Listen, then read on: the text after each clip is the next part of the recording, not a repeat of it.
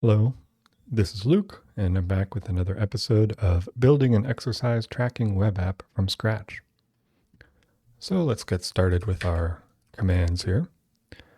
I don't know why this is like a thing that happens to me. It seems like in VS Code where the first command that I run or paste into my terminal, the first character is always missing, the B here. At first I thought like, oh, I just forgot to copy the first character or something, but it's happened so many times that now I'm like, huh, not sure what's going on with that. Anyway, it's like it takes it a minute to initialize the input and then some of the buffered characters get lost or whatever. Okay, so we've got our client, our server. Let's run the app. And we can just clean up this URL we're using here. Okay. So one thing we'll recall, basically what we were working on last time is the duration inputs for duration parameters for these different types of exercises.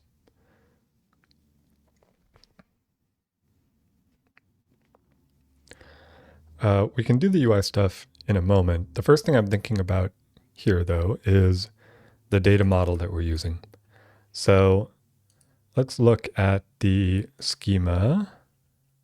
So for duration, we're representing a duration using an object with these three numeric properties.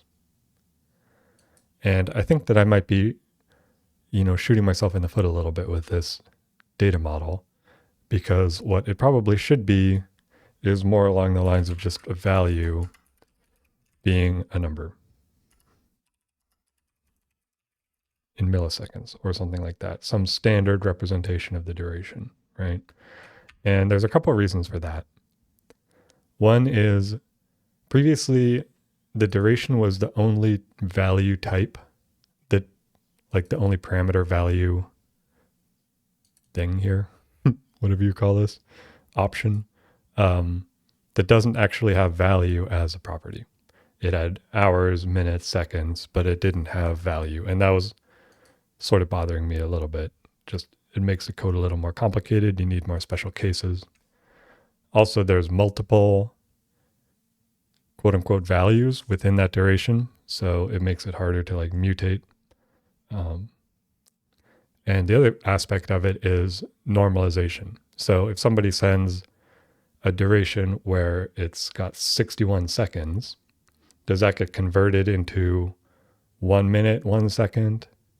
How does that happen exactly? And that's something by storing it actually just in a plain number format, it basically makes that decision for us. It's like we have to normalize it to this one number. And then when we display it to the user, it'll be in a standard form. You'll be able to compare durations without needing a bunch of special logic, etc. So I'm going to go with this instead. And that should make some of our other updates a little simpler as well. But it also means we have to change a little bit of the behavior that we already implemented. Let's look at the notes here. So, yeah, everything under here was some notes I took last time about things we're going to need to adjust. So improving the UI of the input in the today page, that's this UI, obviously not great. What we see here is minutes and then seconds. So I could do like 12. Well, let's do a valid value here. And then like if I refresh the page, like if I go network here, refresh.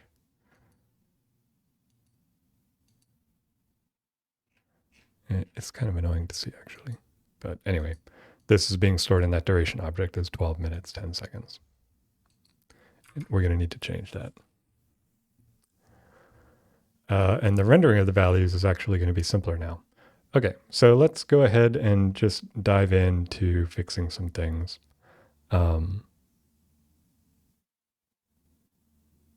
One of them is under shared here. We're going to need to change a lot of this stuff around durations. It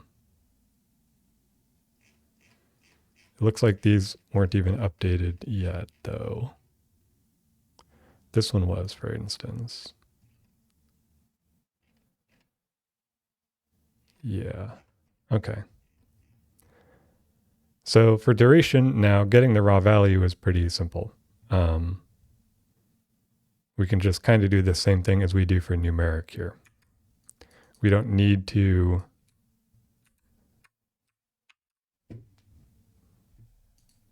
do anything with it. We've got our value, and this would be as duration, and we don't need to parse or normalize it at all. Now, when it's being rendered in the UI, somebody might need to adjust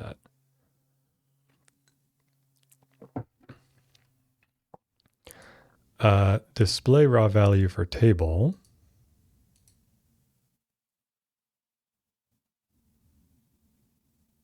Is a little interesting.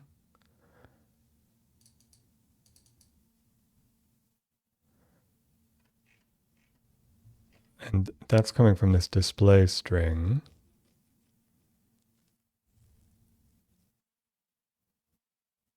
So if we think about it as a display string, probably the duration should be normalized in here. Let's just start with returning these things like as milliseconds though, and just leave that as what it is. So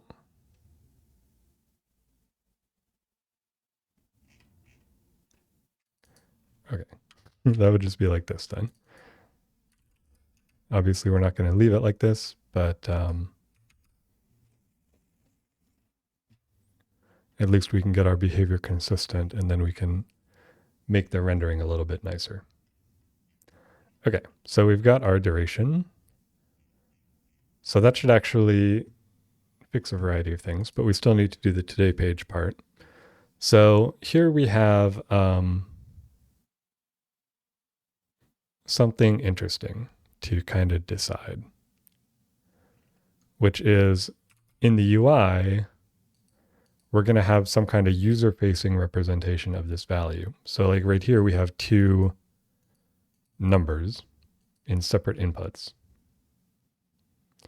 In theory, maybe though the UI could be just like a single input where the user types in like 1M12S, to say 1 minute, 12 seconds or whatever. But whatever the input format is, it could be anything. It's going to need to be converted into this standard database form, right? This milliseconds duration form. So where do we do that? Kind of becomes part of the question as well. In the interest of minimizing client-side changes and complexity, we might do that normalization on the server side, actually. So let's do an example here. Do that. So now we get this post where we have that duration parameter, and it's got minutes, seconds, and hours like this. And that kind of represents what the client is trying to set. So that seems okay.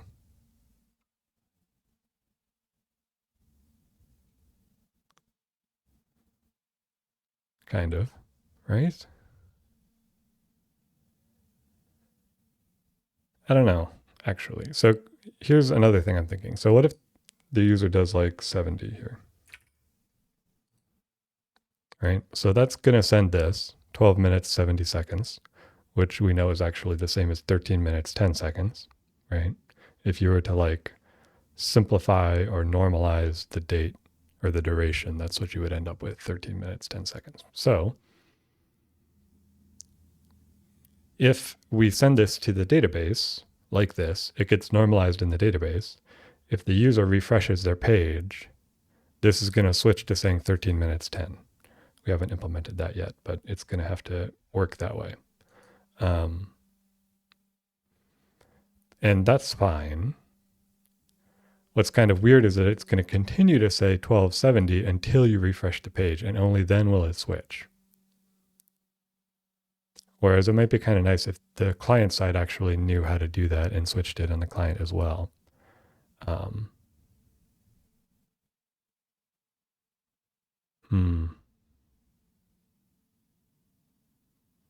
What would it feel like to do it on the client? Let's see here. So we have our duration, and it's model bound to these parameter values. So really, if we were to use an effect, it probably wouldn't be too hard to bind this directly on the client as well. Maybe.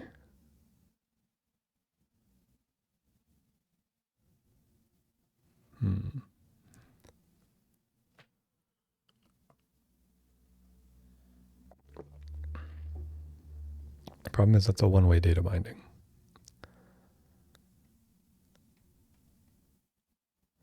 Let's just see though. It might be okay. So what if we think about this as the model for this is going to be something temporary or scoped smaller. It's kind of what I'm thinking. Like if we have this be X data, minutes, hours, seconds, like that. And then this would be just minutes.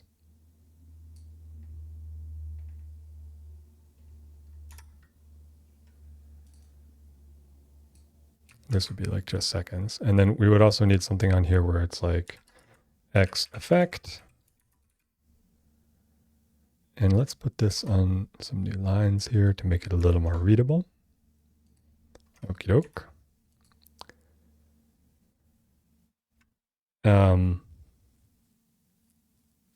So in this case, we're setting the parameter ID equal to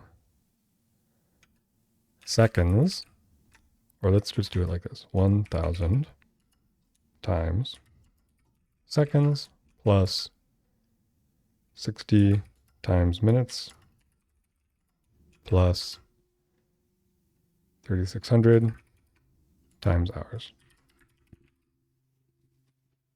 That should give us a value in milliseconds, and that's going to be stored into this parameter thing. Let's see what that does.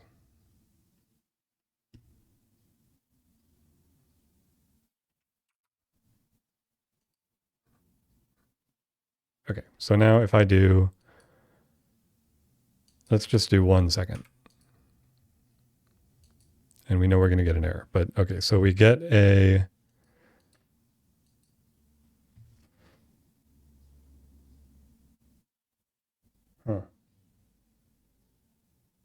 what is that, 100,000? Why is it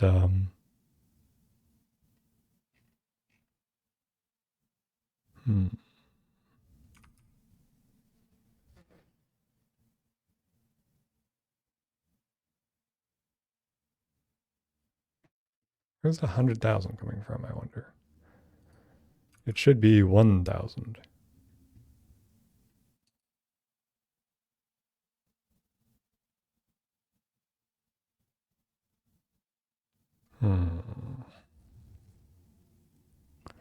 Well, one thing is this probably needs to be defaulted to something else. I don't know if that's causing the problem, but might as well fix it. Where is the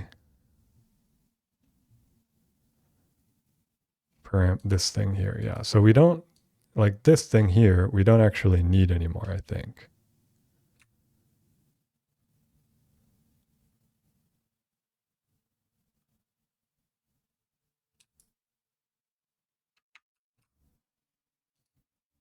Yeah, I don't think we need that anymore, which is nice.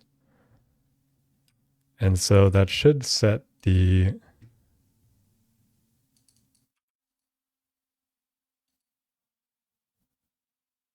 what if I do 2? Huh.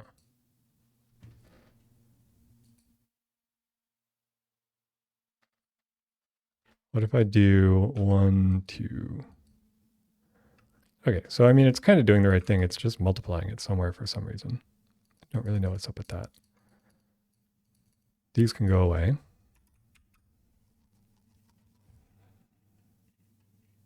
I probably have some logic somewhere else that I need to clean up around how it worked before or something.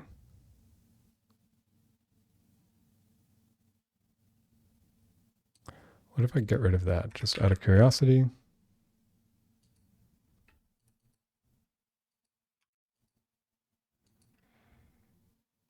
So now that's 60.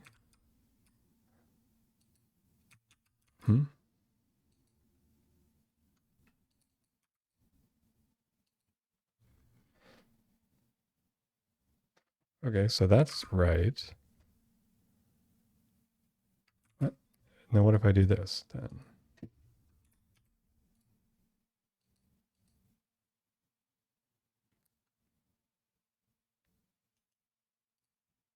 Huh.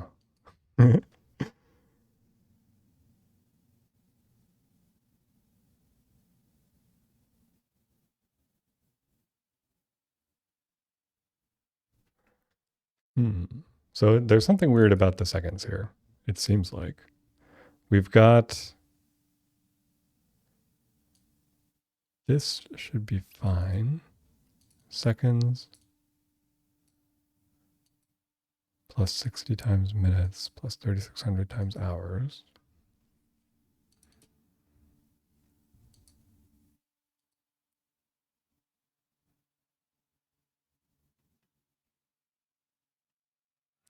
What if I do, just out of curiosity, a div x text seconds?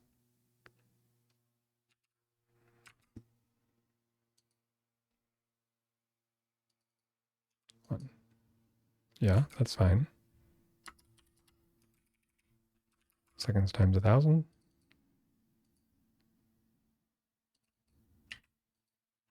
Of course, it's fine. What would you expect? What if I do this?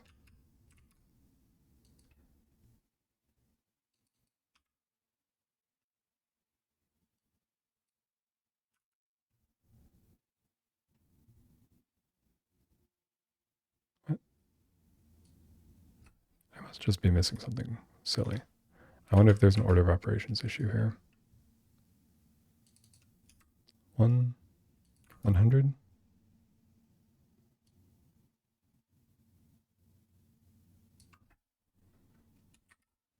What?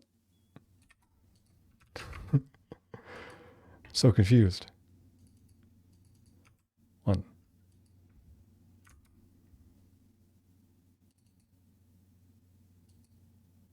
Seconds.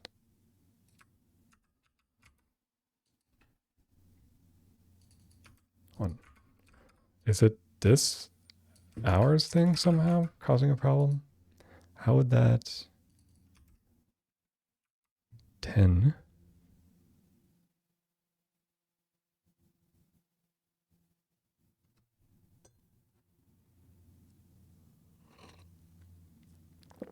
Ten?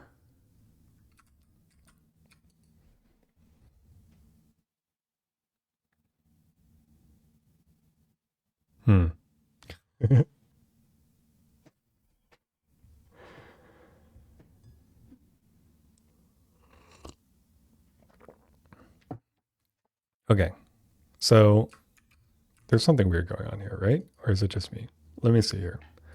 If I do 1, so that's 100, it should be just 1. If I go over to the console and do like let minutes equals 0, let seconds equals 1, let hours equals 1 or 0, and then if I run that, it's just 1. And yet for some reason this is 100.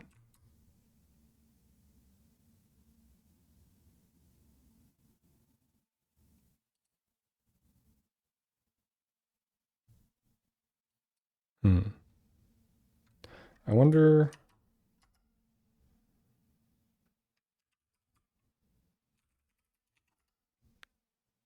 If there's something weird going on with the scope here.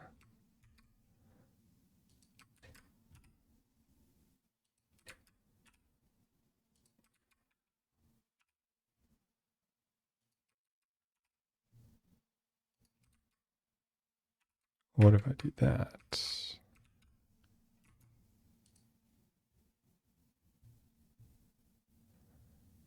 Seconds is not defined.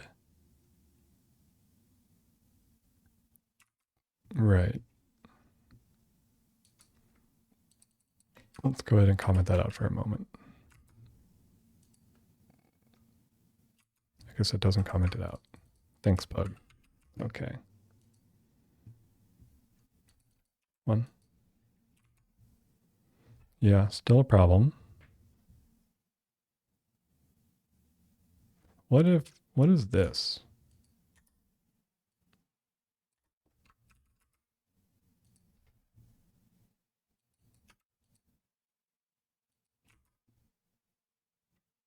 That's 0. And what is this?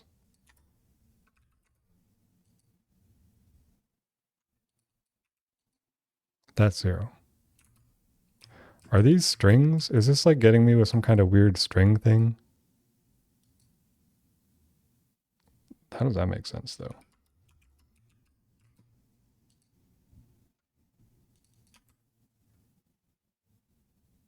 But see, it is like,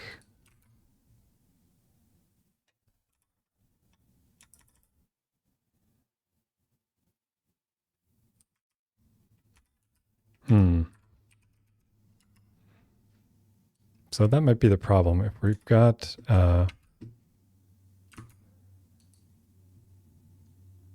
strings in here, yeah, okay. So let's get this back. So here we would have to do some parsing. So like number seconds plus times number minutes, number hours. Okay. So that should be working better now, hopefully. And we can actually get rid of this nested duration thing. Don't need that anymore, I don't think. Oops. Okay. So the problem, I think, was that minutes and hours were both being added to seconds was a string. So it's just adding those as like a 0, concatenating on to the end of the string instead of actually adding it as like a 0, the number type of thing. Right? Kind of weird. Okay, so now we have our proper duration. And if I set this to this, then it should be 61. Yeah. Cool. So that's simple enough to do on the client side, actually. And the nice thing about this is, you know, we got to delete some code around these parameter handling things. So yeah, just keeps it a little simpler, a little more consistent. And then on the set editing side, we can also make this a little simpler. So we don't need the special case for duration.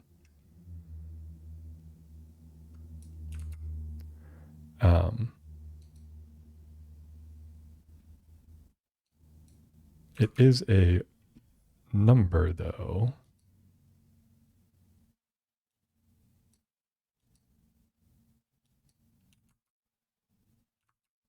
So I probably should do this. Actually, to string, send back the value as a string. Not that it really matters that much. But now, yeah, that's a string. It's just consistent with the others. Okie doke. So now if we get rid of all this and all this, that can just be like that. Sweet. And I wonder if I get rid of this,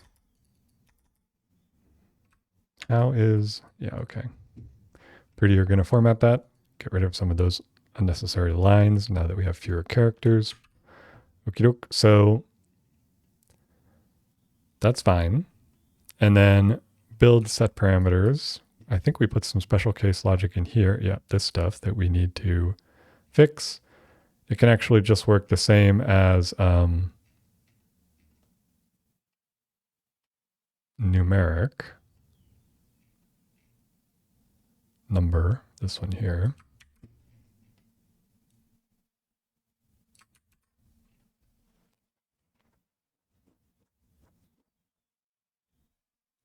Invalid duration.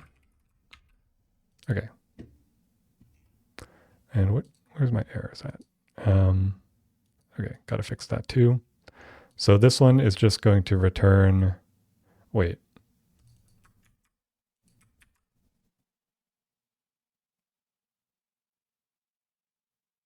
Yeah, this is we defined this somewhere else and then forgot to get rid of it here. Let's get rid of this. Okay, so now we need to import that. Yeah, cool.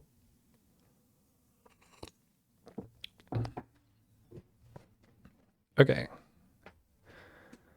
Dunky dunk. So that should be fine.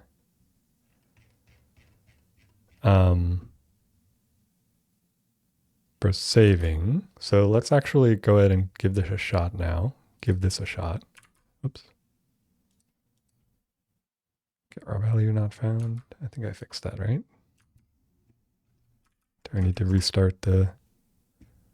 Oh. Oh, I didn't remove the import. No, it's gone.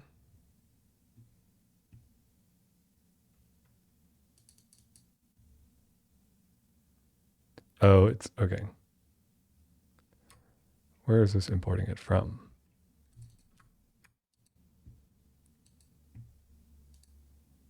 Not here. Here. Yeah. Get rid of that. And import this from there. Yep. Yep. Okay, cool. Let's refresh the page.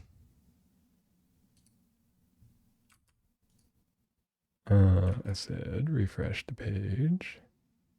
There we go. Okay, so now if I do 1, it sends it. Duration 1000. If I were to look in the database, it's probably the simplest way to do it.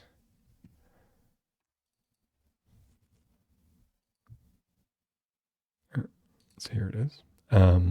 Sets. So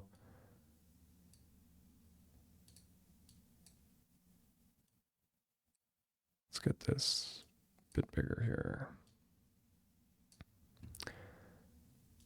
So like here's some of the old durations. Here's the one we just created, I think.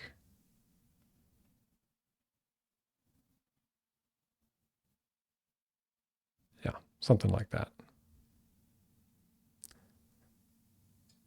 Let's actually sort by created at here. Sort like this. So this is the one we just created. Yeah. Cool. And the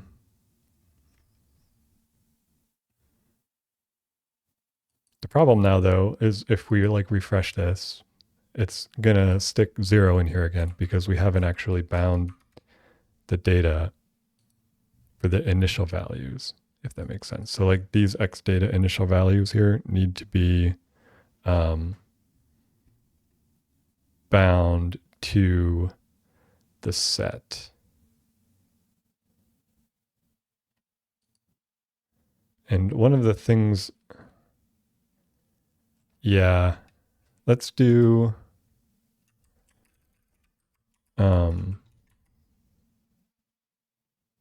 let's just do it kind of the obvious way here. So it would be like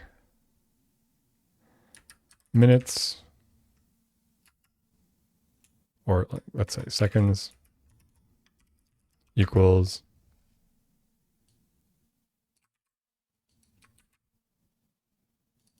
or let's just do it like this. P equals parameters or V.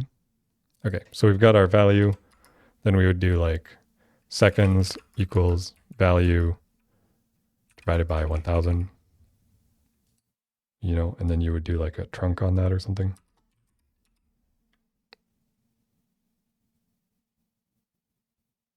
Or a trunk round, whatever.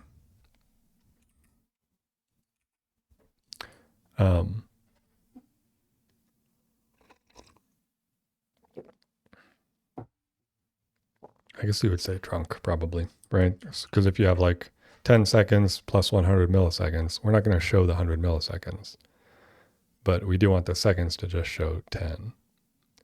Even if you had like 999 milliseconds, it would still just show 10. So I think that's kind of what we want. And then like this would be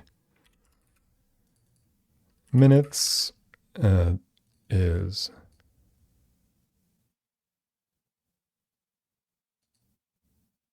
well, yeah, it's not really what we want.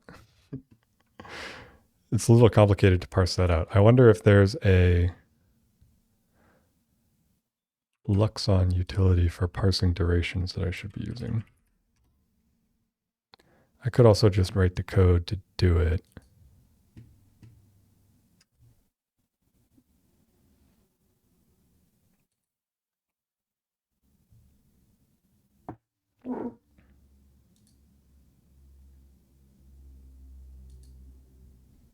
But yeah, let's see if there's durations in here.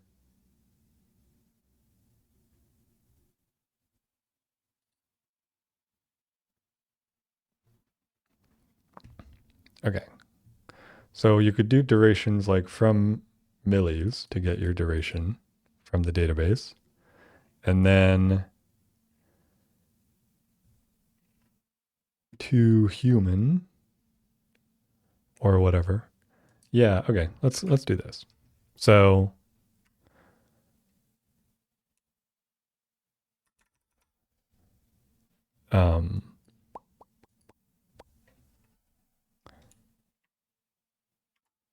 let's actually make a function here. So we could do like underscore set dot parse duration. Let's implement this parse duration function in our helper here. Export function, parse duration, raw number. And that's going to return a, well, I forgot this isn't TypeScript. Okay, get rid of that. Yeah, so we're going to do duration imported from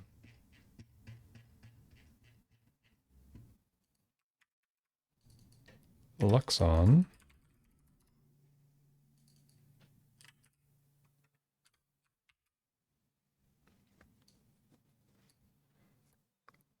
And so here we would do duration.from millis. Yep. Oh, no, I need another L. Okie doke. And then we're going to we're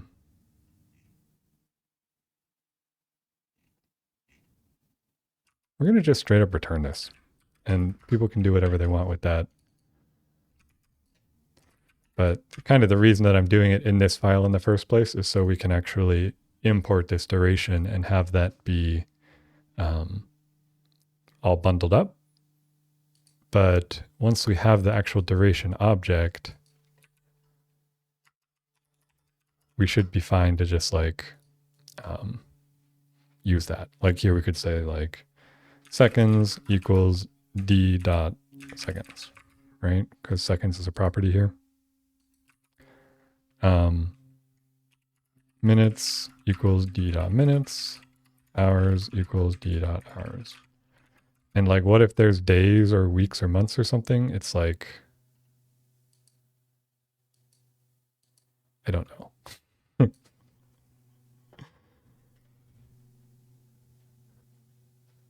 So we probably want to normalize it.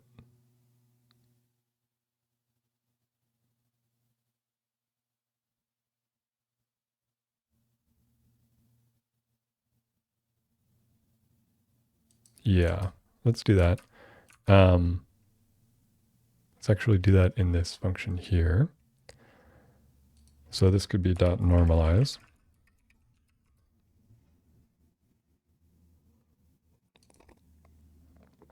And then for, I think we want this thing too, this dot shift to business.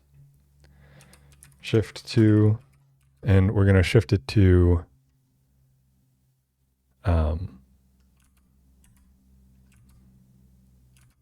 hours, minutes, seconds, milliseconds.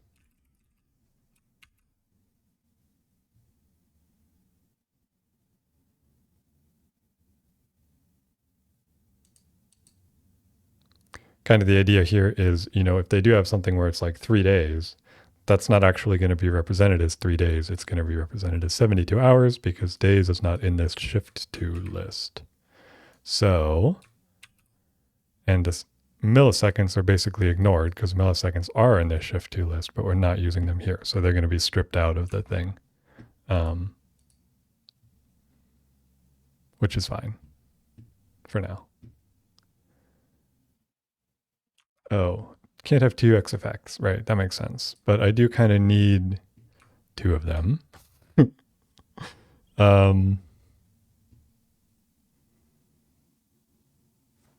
I wonder if I look at Alpine.js, is there a way to have multiple X effects?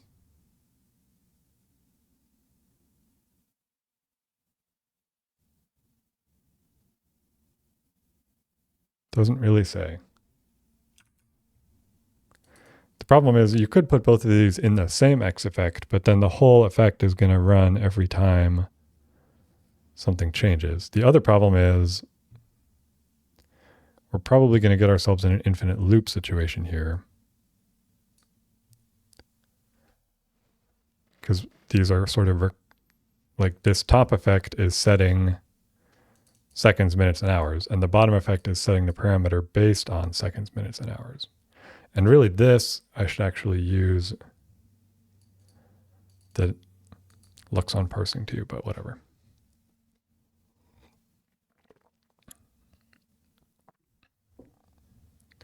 But maybe if this is reassigned to the same value, it's actually going to short circuit and not be a problem.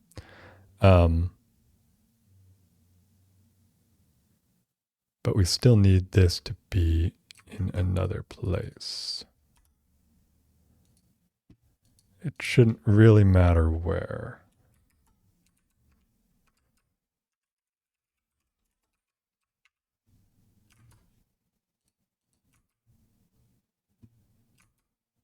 Okay. Okay, and we even got our 1 in there. So if I do 10 minutes and 12 seconds and refresh the page, it's back. That's great. If I do 10 minutes and 75 seconds, that's fine. If I refresh the page, it should become 12:15. Okay, it become 11:15.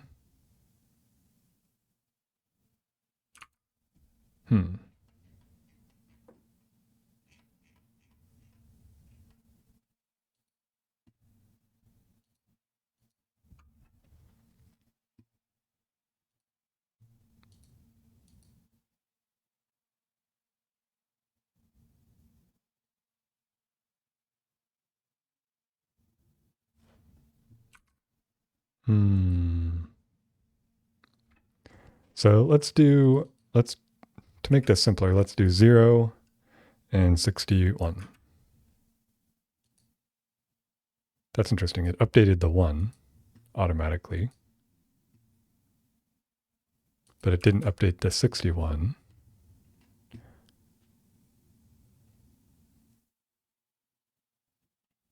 And the reason it did that in the first place is because of the normalize and whatever calls in parse duration here. I kind of like that, but if it's not going to actually edit the thing under my cursor, like if I set this to 61 again, it popped this over to 2, but it's not fixing this value. But if I refresh the page, it did kind of fix it.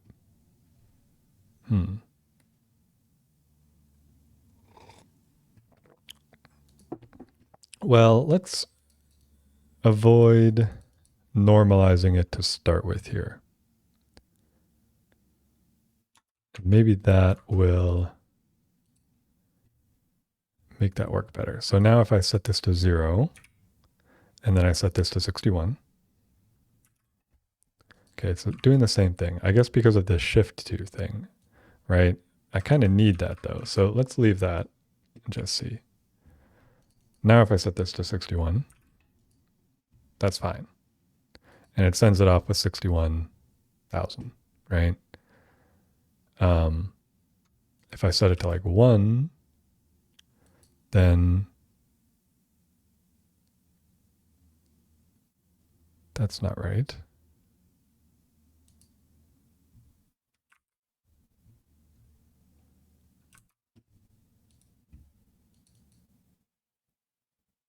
One, 60,000, 1,000. It's not, and I don't think that was, like if I re-add this stuff here, so now if I do 1,000, 1, 61,000, that's okay. 1, 61,000 again. So now that's actually working better now that I did this normalized shift to thing for some reason. And what if I do this? So that's still doing the same thing. This is the correct value. I just wish that didn't update itself.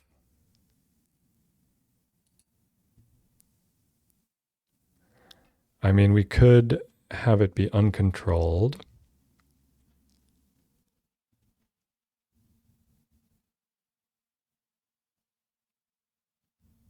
Or we could have it be set more like on blur for these.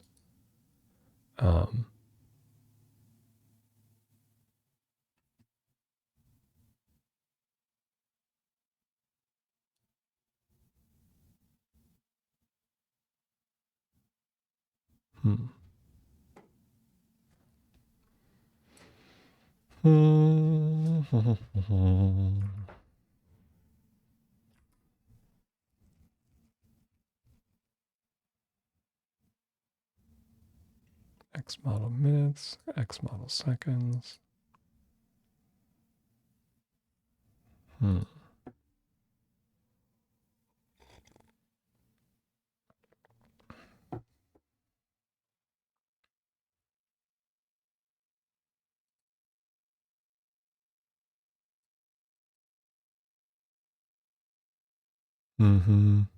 Yeah, okay. Seems all right. I've been thinking a lot today. I don't, there's kind of a couple options here for fixing this issue. Maybe the easiest one for now is to actually just put a limit on this. So I'll probably do that. Like I'll just do a max equals 60. That's the thing I can do, right? For numeric inputs. And then it's like if I tried to type 61, okay, it does let me.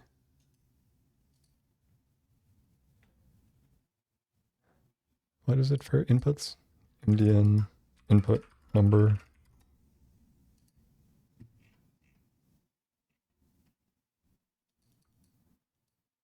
max min, I mean,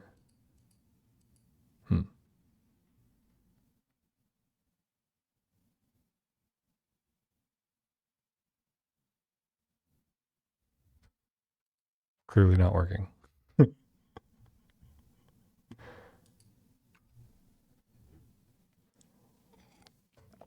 The thing is, like, I do like how it updates this, you know? Like, if I type in 61, or 62, I guess, I like that it updates this based on that, but I don't like that it doesn't actually change this one at all.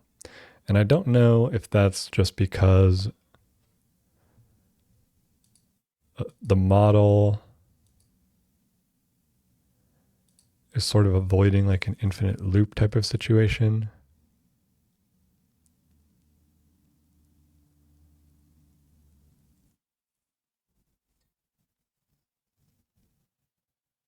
I don't know. The other option is we could put this in the actual X data thing. So like if I did it like this, and it's kind of awkward, but you know, let's just see. So what we're doing here is by assigning it in the X data instead of using a separate X effect, we're enabling, is that going to work? I don't know if that's going to work. Yeah, okay. We're enabling this parsing, but only when the page is first loaded, basically. So now, like if I were to change this to 61, oh, it did still update this other thing. Does it still have the X effect? Yeah, okay. So this comment isn't working. Let's just get rid of that line for a moment.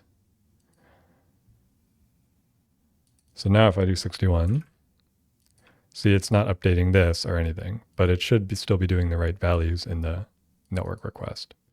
So like if I set this to 0 and then 61, I shouldn't even need to do that, just like this. So that's 61,000, that's right. If I refresh the page, it's going to be 1, 1. But it's not trying to dynamically update that during the page stuff, so that's fine. And now we can actually move this X effect back up there as well, which is nice. You know,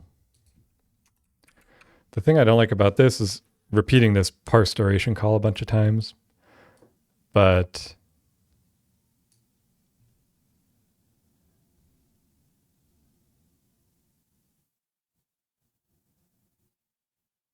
I don't know. I mean, what you could do, something kind of fancy, is like this, duration like that.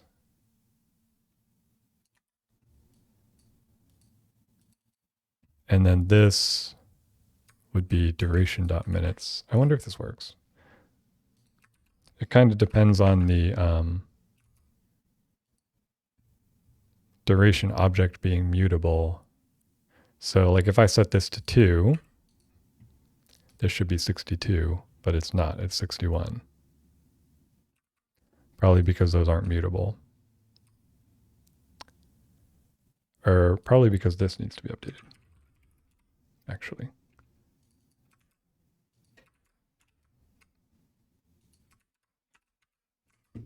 Yeah. So now, if I do this, it's still 61.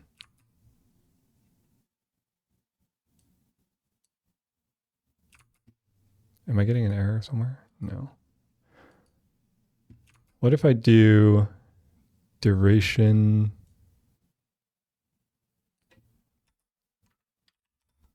dot 2 millis dot 2 string?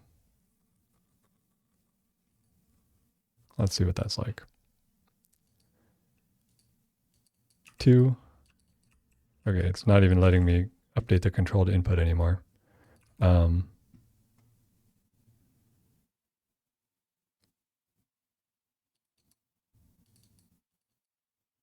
Hmm.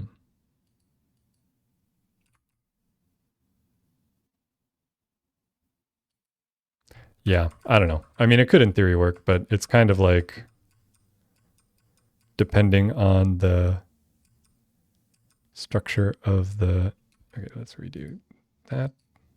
Yeah. The structure of the duration object, it seems like that's not quite working. So we're going to keep going with what we had before. So now if I set this to 2, we get our right numbers. Yeah. Okay, pretty simple, kind of, sort of, not really. Time stuff always feels that way to me. So let us, we've got our export parse duration stuff. This can be committed. This can be committed. This, yeah, let's also organize the inputs here. This can be committed. Here we've got, right? Same thing here, yep. And here, that's just fixing that, okay. Okay, so what are we doing here? We're switching duration format to raw milliseconds value. Okay, that's fine. Before we do that commit, let's actually see what this looks like in some other places here. Also I want to test out this. So say I do 100 here. This is looks like the right number. Oh, one sec.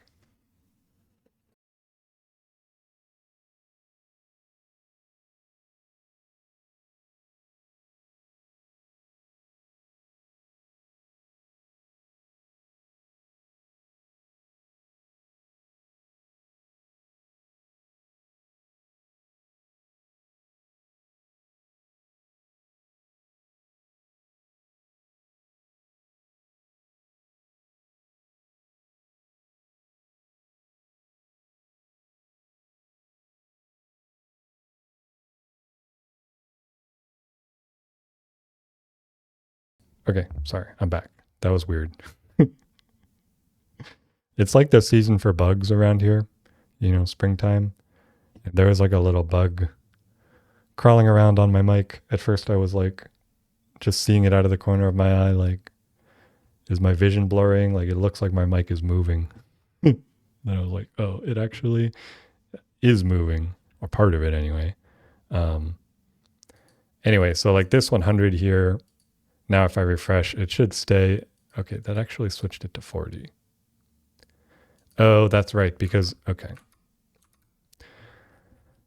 We don't have the hours in yet. So we kind of need to not do that here. Kind of need to not have hours here. Because it's not actually in the UI yet.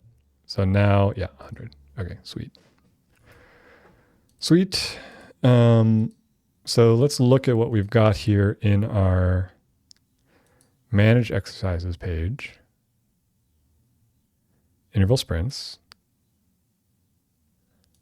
Edit obviously should be fine. History should be interesting. So duration. So you can see here that duration value is the number in milliseconds. So this is where we kind of need to format it for viewing, right? So like in that table,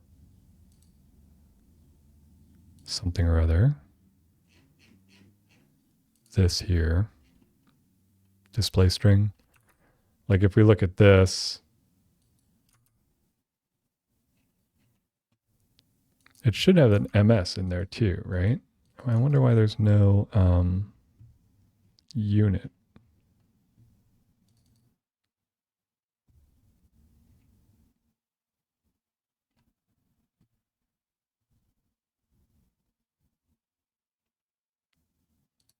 I guess because it's not passed into here.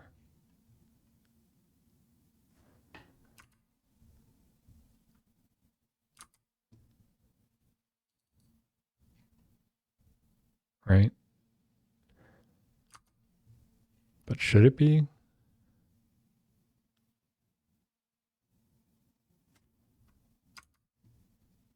So param, okay, so it's getting the unit from the parameter definition. So in theory, this could be like,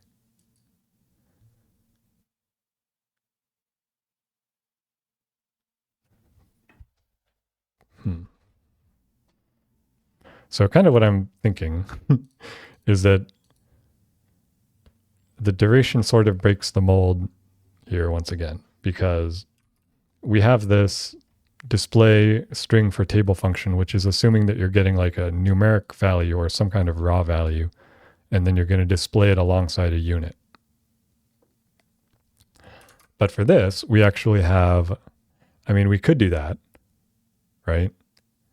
But we really kind of want to display it more as a human readable string, like 1 minute, 12 seconds, you know, in a short form, like 1M12S. So really,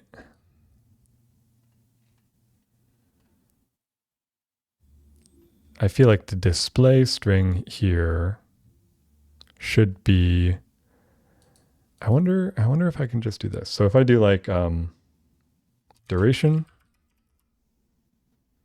and this gets imported from Luxon, do I not have that as a type thing? Import duration from Luxon. Oh, because it's a thing here. So this would be like as Luxon duration. Sure.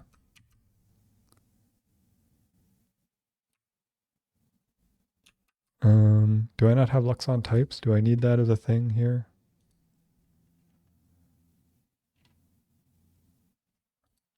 I don't know. Let's install it. Uninstall at types Luxon. Okay. So now that should, yeah, detect that it's a thing. Luxon duration dot from millis. And this would be this dot value.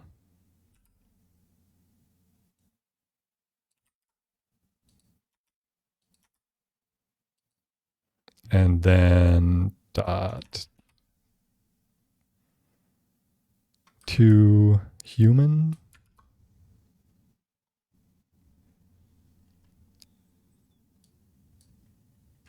Let's see what are our options for to human here. To human. I want like the shortest form description here. I seem to remember there being like a pretty short one. So there's unit display narrow.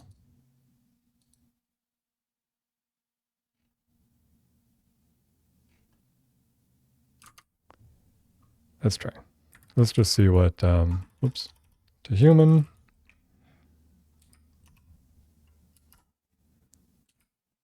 Unit display, narrow, list style, narrow. Let's see what that looks like. Whoops.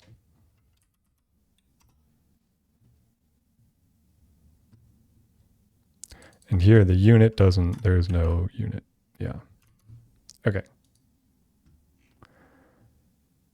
Okay, so now it's like that, which is good. But this needs to be like dot normalize.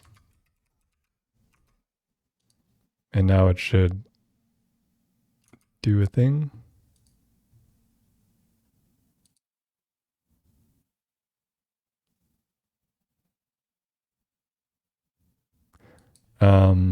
Oh, I need to do like the set thing, right? Dot set, or what is it? Shift to all. Yeah, sure. Okay. Now that, I mean, is fine, but how do we get rid of all the zero parts? Um,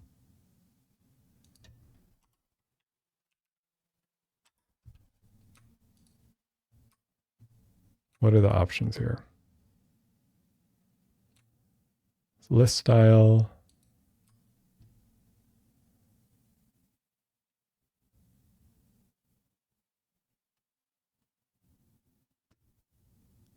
Hmm.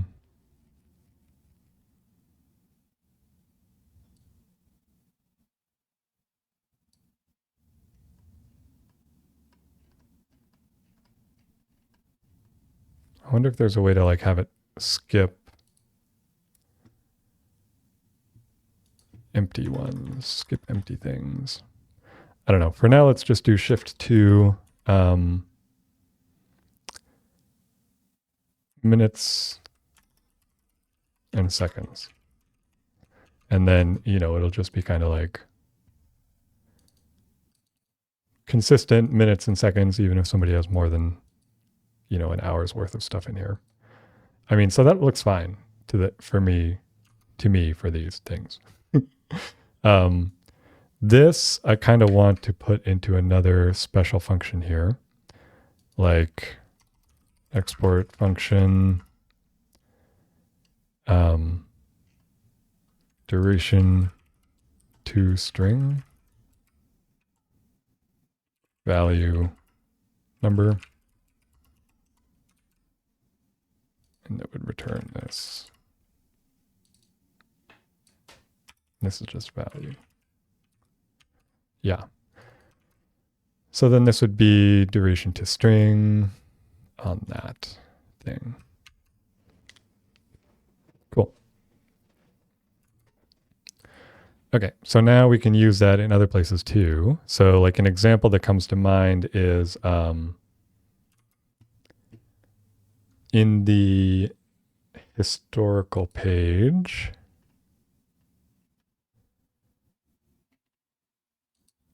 we've got these like display raw value for table things. So what does that do?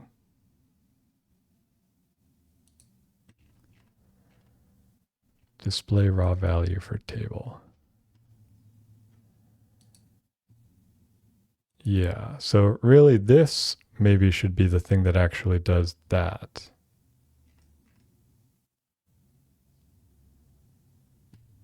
Where is this display raw value for table called?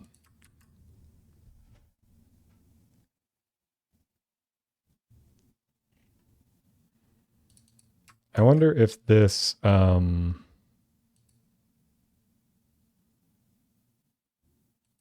it's like displaying raw value.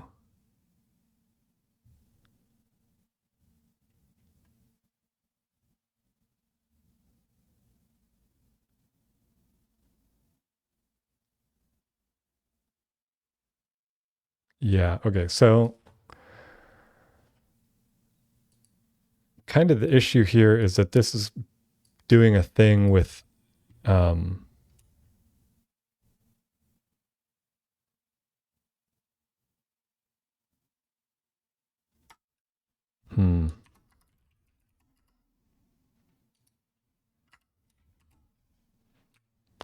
if I do that, and instead of display raw value for table, I do display string for table. What is that like?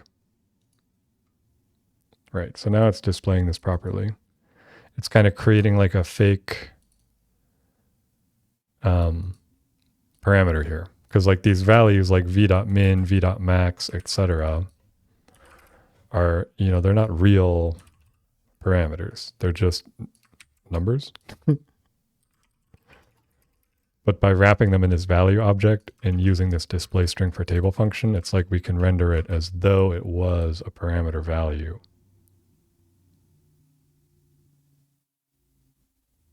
Which works well in this case, anyway. Don't know if that's going to cause problems in other cases. Let's, the other thing we want to do here is like for this duration here, we need to do something too. So in the actual chart, thing, we need to use the number for the actual scale for the value. But when we're rendering it in the axes, we can use that Luxon function to make a readable rendering thing in the axis, if that makes sense. Not sure if that makes sense. But basically, like here, there would be something where it's like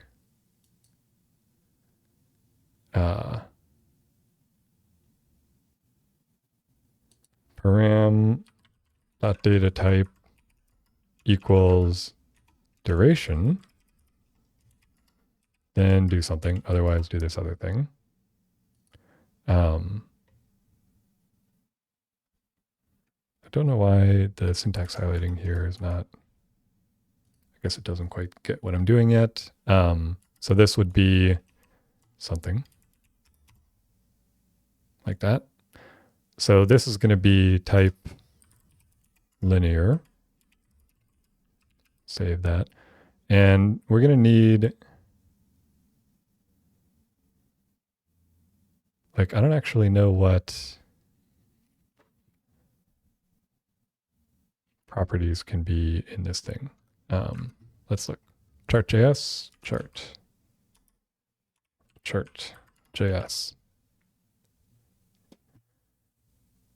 Yep.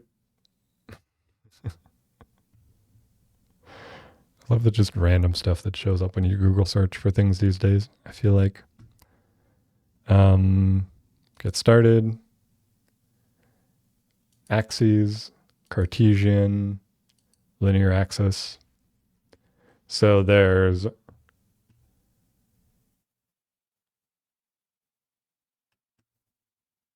maybe I should do, what is time Cartesian?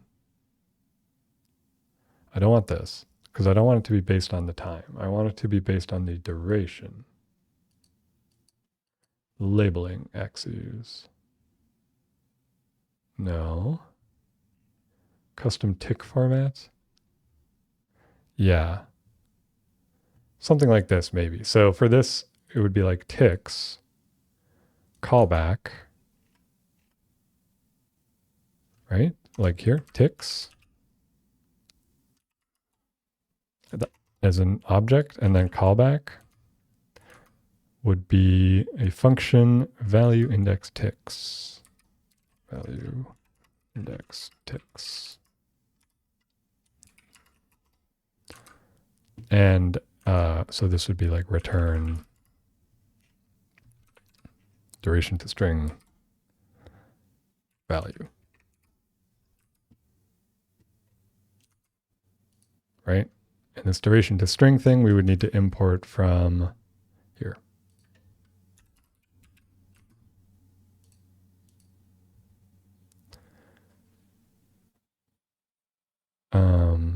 Okay, so so the ticks here now you can see are using the human readable thing. And really, yeah, whatever.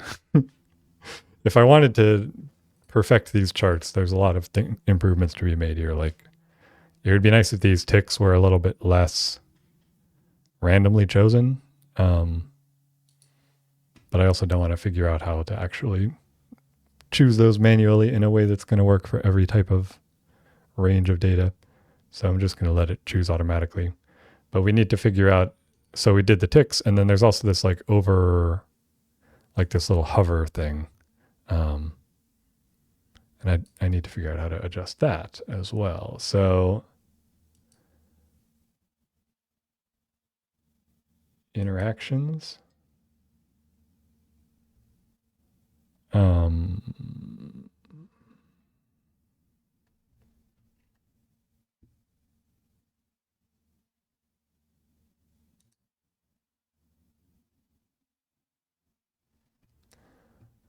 Legend, I don't think that's what we want. Tooltip, maybe that's what we want. Yeah. Okay, so let's see here.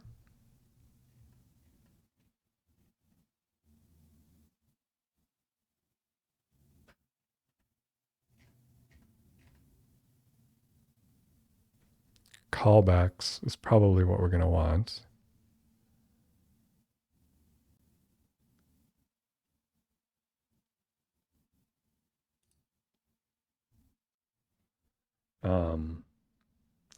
And it would be like before label, maybe, or label returns the text to render for an individual item in the tooltip.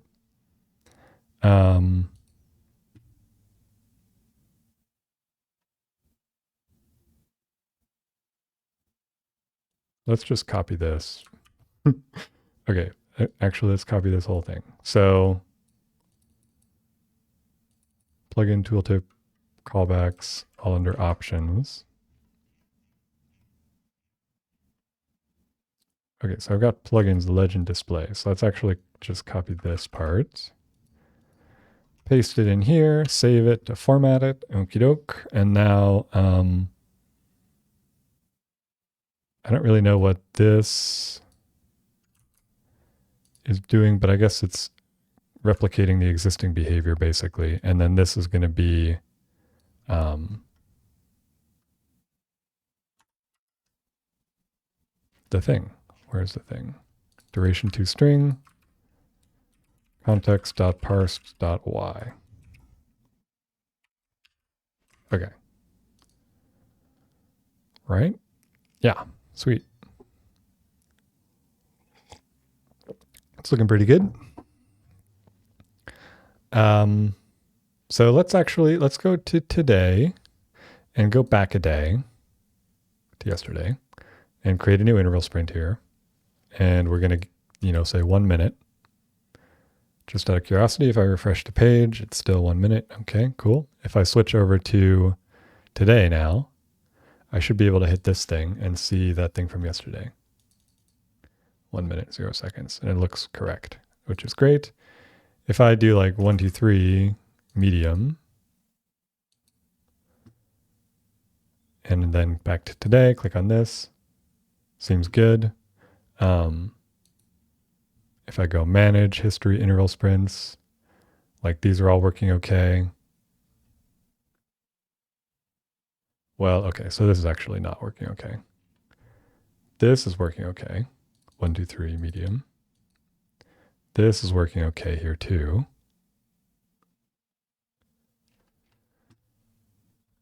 But I need a conditional here in this tooltip. Because like here, so you can see that axis is correct, but the tooltip, I forgot to have a condition. So it would need to be like, I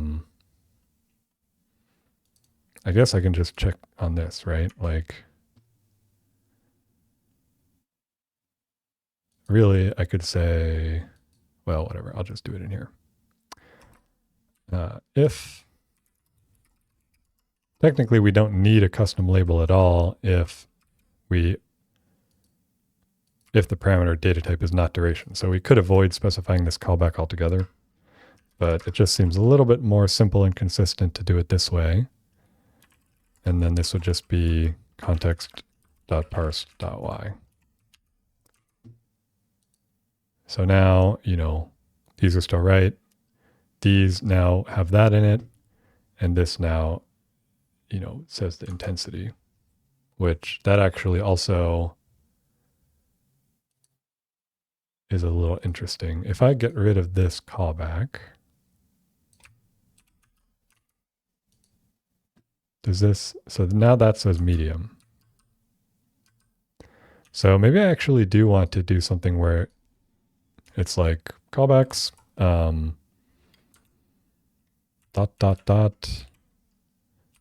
dot data type is duration. Then we're going to do the thing. Otherwise, we're going to do nothing.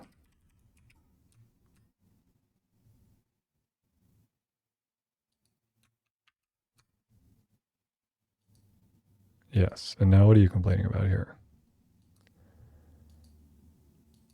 That's not a type annotation. It's an object.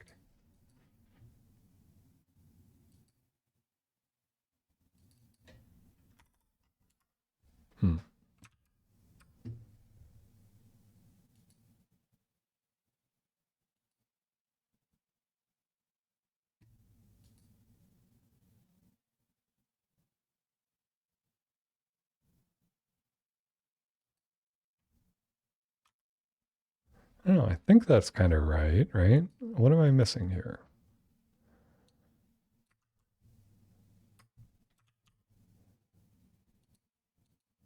What? What? I feel like it's... Yeah, okay. The TypeScript, or the IntelliSense was just telling me I was wrong. But so that should be fine. And so then we can actually get rid of this conditional here as well, of course.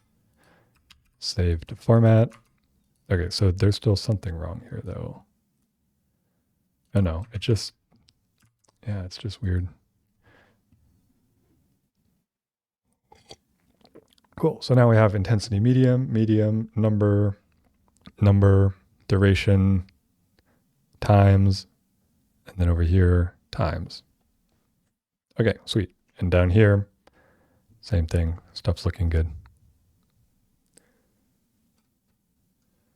Hello. Welcome to the stream. First time chatter.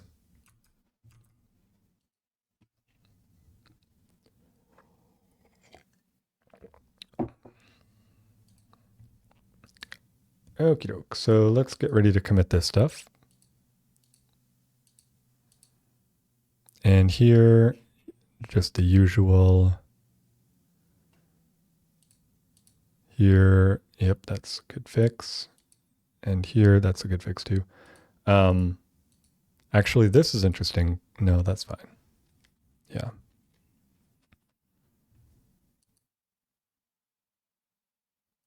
Okay.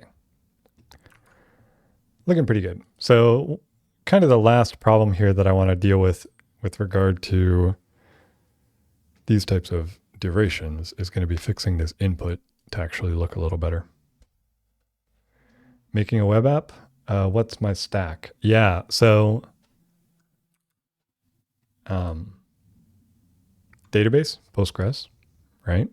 Database adapter, Drizzle, which is a JavaScript TypeScript library. Server runtime, Bun, which is a JavaScript runtime alternative to Node. Web server Express, which is a Node library that has like a lightweight web server interface. UI view stuff, Pug, actually, because Pug is something that hooks in with Express and you can use it to define server-side rendered views. Pug is a little annoying. Don't know if I would recommend that if I was doing it again. Client-side interactivity, Alpine.js. So all of these like X blah, blah, blahs, these are all Alpine.js declarations. Yeah, it's kind of the main stuff. Authentication, I use the Better Auth library.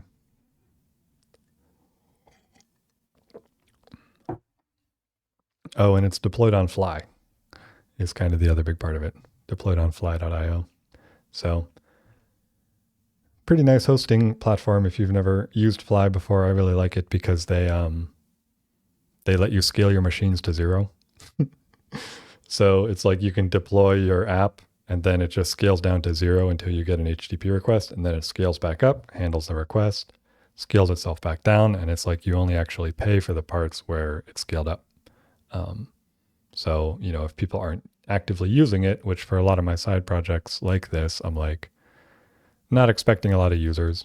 So not having to pay for that time when there are no users is really nice. And then if some, a request comes in, it just scales it up to respond to that. Does add a little bit of latency on that first request. But anyway, yeah, that's the stack. Okay, so let's also Bulma, I guess, is the other relevant point. CSS framework, Bulma. Another thing that it's like maybe I wouldn't necessarily do again. I mean, there's nothing wrong with Bulma, but I've used it before years and years ago, and like now I just feel like it's falling behind some of the other newer frameworks that just offer a little bit more utility and ease of use. Of course, a lot of those depend on React and, or certain Vue libraries that I'm not actually using in this project. So that's another reason to, think about it when you're choosing dependencies.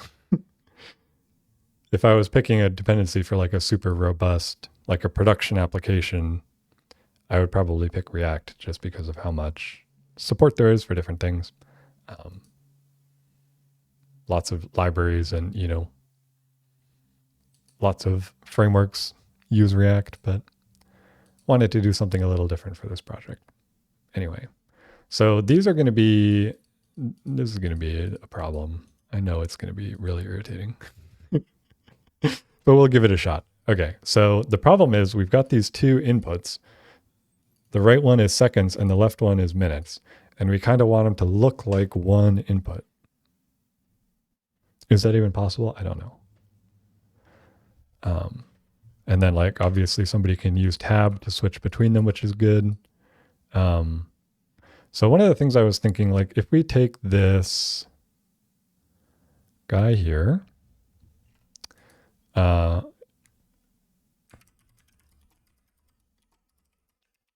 we set it to have no border. Wait, that's not right. Border right, none. And then this other one, actually, where is that border coming from? Probably here.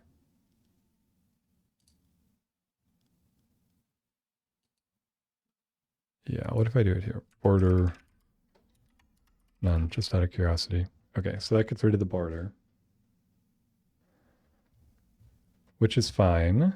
And that's the input class. Okay, so, and this is all within the duration field. Okay, let's start making some classes here. So duration field, input.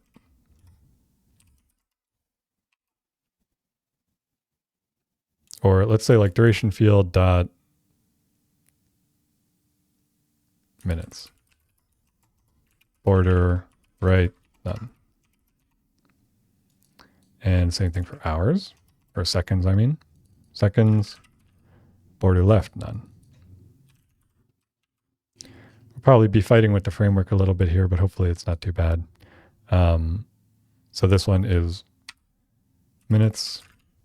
This one is seconds. Okay. Okay, so now you can see there's no border between them. There is still like a weird selection border, though, which is part of what I mean by fighting the framework. But let's just see what this looks like.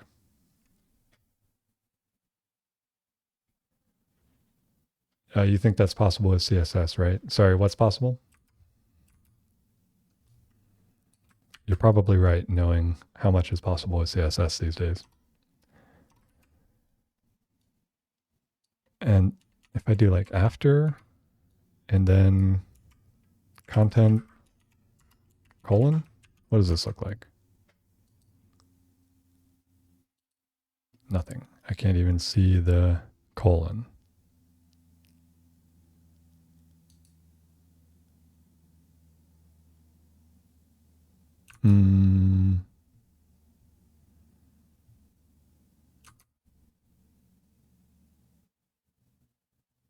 Does that really matter? I don't really know if that matters. Making the inputs look like one input with minutes and seconds. Oh, yeah. Yeah, I think it should be possible with CSS. You're right. I just have to figure out how to do it. There's an outline around the inputs you can remove. Okay, that's a good point. Yeah, like this could be, I wonder, I don't think you can remove that on a specific side.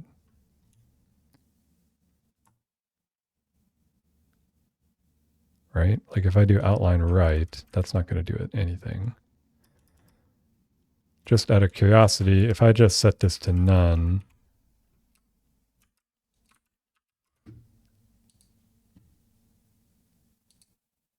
yeah, so that's different from the hover drop shadow or whatever that is. Part of the problem is you kind of have to figure out what the like default Bulma styles that they're adding to it are to like undo them, which is annoying. But also, so this, I kind of want this colon to show up in there. And for that, I mean, I could just put the colon right in there like this.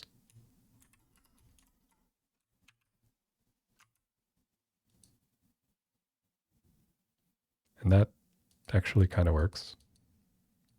I'd rather get it working with the after though. But for that, it's kind of going to need to be on this control. Like if I do that dot minutes and then this dot seconds.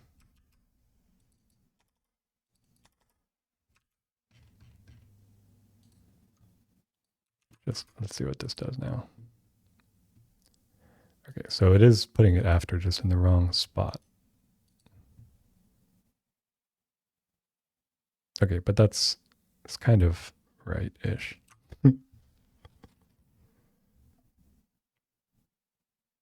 Yeah, might be the outline is added when the input is focused, so you think maybe you could remove it by also removing the outline on the element focus pseudo selector. Yeah, that's a good point.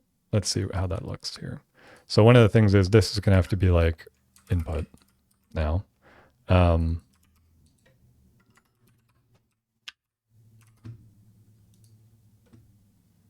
Yep. And then just out of curiosity, if I do this hover, or no, just one colon, outline none. Let's see, does that do a thing? No. I did refresh, right? Yeah, okay. What's going on here? So if I check off the this thing, hover,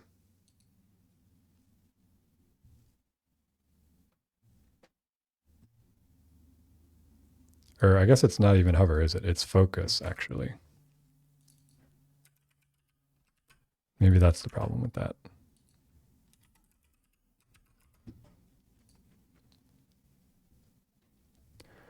So now if I click it, well, okay, so it's still showing the thing. If I check off focus, now that that's like perma-focused, let's see where that style is coming from. Here, input.focus. So that is actually a border. It's not. So I like that actually, because now we can just do, I mean, it should.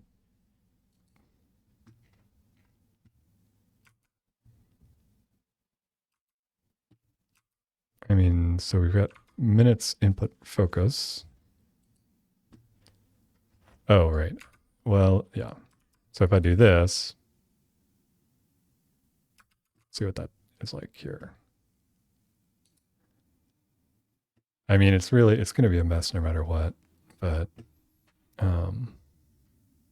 yeah. Border right none. If I check off focus,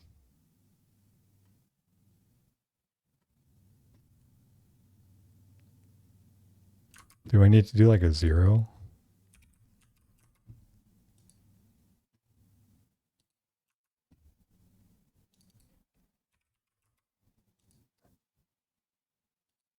I don't know. I thought none should work.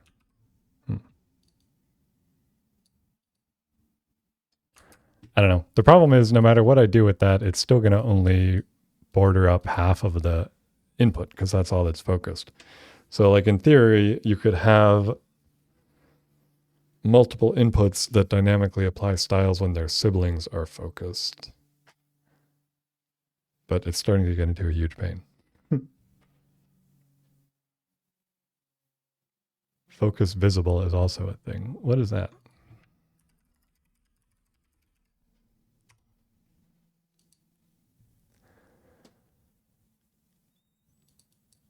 And besides, okay, yeah.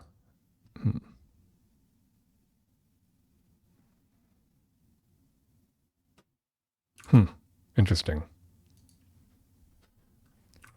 But I mean, in this case, like our actual style here,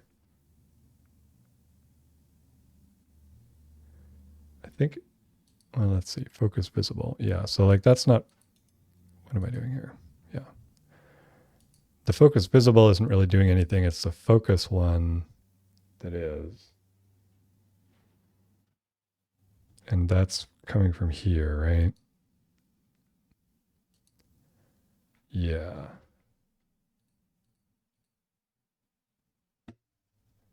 And whoops. And why is that?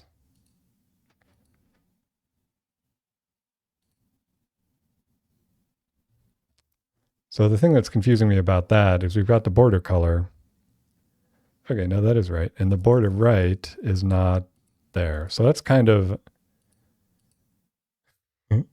like this is what I want it to look like, you know what I'm saying? But it's like, yeah.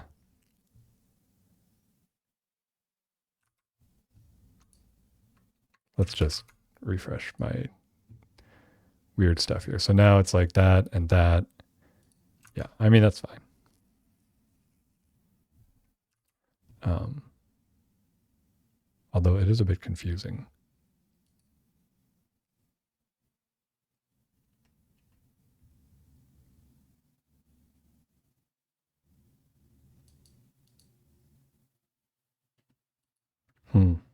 Border right, none.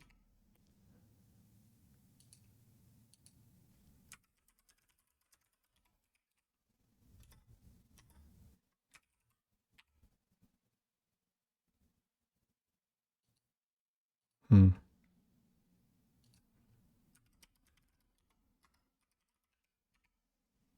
Oh, okay. I see the problem with that. So the border right is none, but the box shadow is still a thing.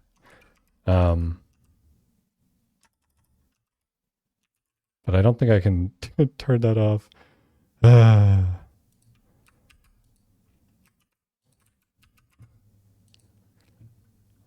So like here now, that's fine. It just looks different from everything else, and also a little bit weird, but fine, fine. This is one of those things that non-developers will never guess. Took quite a bit to figure out. Yeah, for real. Yeah. It's also like, to me, that's kind of where some of the promise of the AI stuff comes in, where it's like, I'm not a fan of doing vibe coding, as they call it, where it's like you just sort of let the AI loose on your code base. But there are certain things where it's like, it's so easy to express it in words, but why is it so hard to express it in code in HTML? And it's like that, those types of things where you're like, I just want an input where I can put minutes and seconds separated by a colon. And then it's like,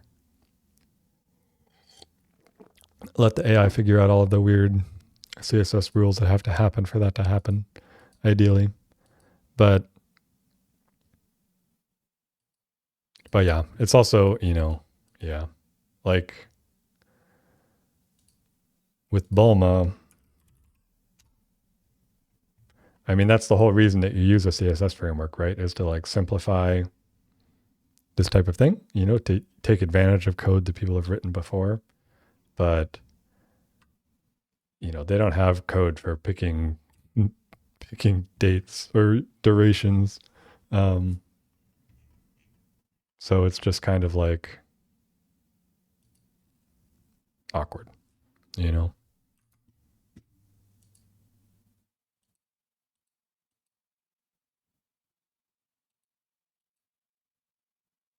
And then, yeah, it's awkward in so many little ways.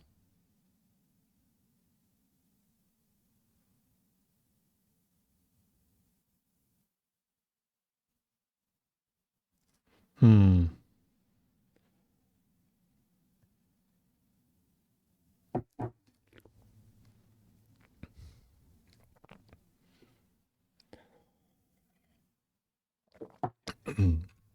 Okay, first of all, let's get rid of that equals. One second, got a cough. Or I mean that colon there. It's not really helping anything. I do like the idea of having a colon, but whatever. Okay.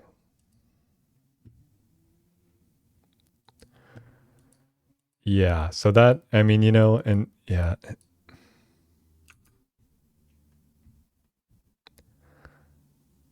So this also, I need get rid of the outline stuff because that wasn't how Bulma is actually doing that style. And then this is seconds. Okay. So now we should, oh, that has to be left. Okay. So now it's kind of a unified look here. If I do this again, minutes after content colon display inline. What does that do? Okay, so it puts it down there. What is the display mode of the parent element here? So we've got this thing, display flex.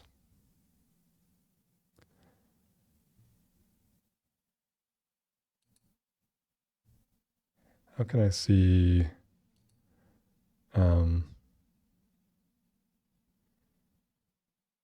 I don't know, but okay. So it's display flex. Presumably, you know, it's like flex row. So then why is this going, why is it going down like that?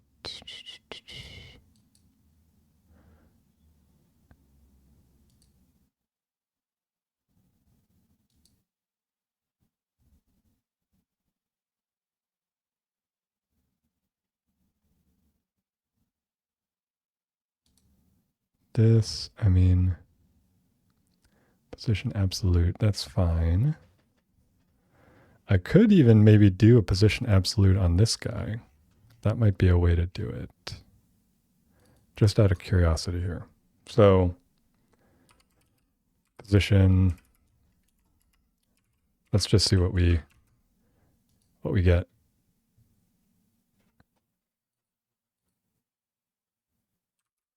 And then, okay. Right 0, top 0. Sure. Let's see what that does here. Okay, so it's kind of putting it in a spot.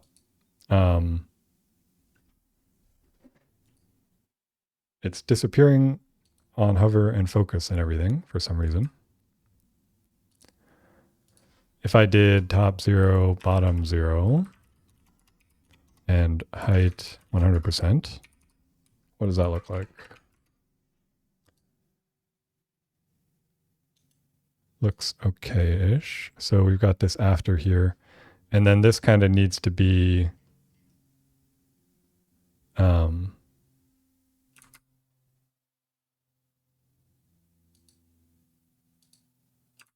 vertically centered.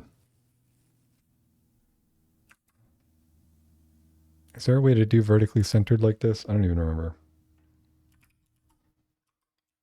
I don't think that would work. I don't think you can do auto for these, can you?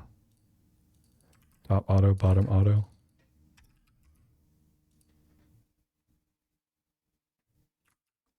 Well, you can, it just doesn't do anything.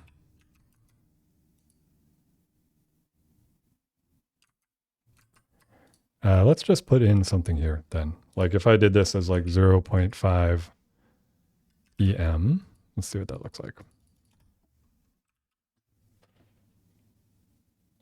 You're assuming you can't use input type time for my use case. And you'd use flex to vertically align it. Yeah, that would make sense. The only problem is I don't know if you can do that very well. Let me see here. So if I look at this,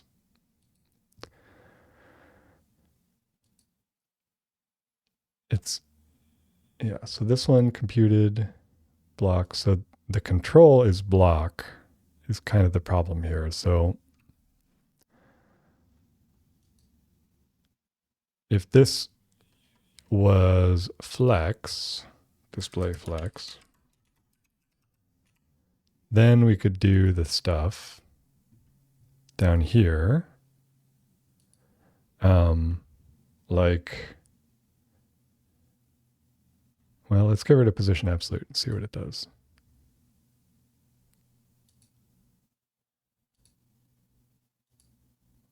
And then we could do justify, align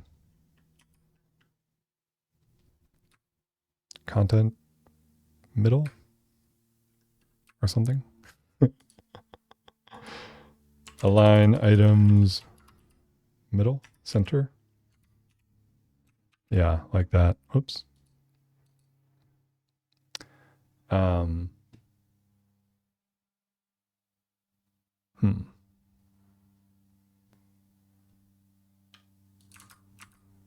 Let's try that.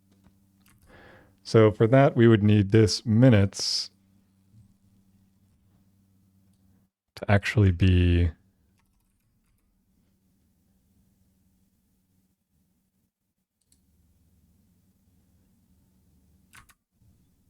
flex. Yes, my brain is working. So display flex and align items center. Okay, so now if I refresh this, seems all right. And it doesn't seem like it's messed up the alignment of anything else really too much. And this doesn't need that anymore either, right? Yeah, okay, cool. That's looking a lot better now. I still kind of want less padding on these. So like this is going to have border right none, margin. How are these connected here? They've got this input and got a bunch of padding. So if I do like padding right none, and seconds input, padding left none.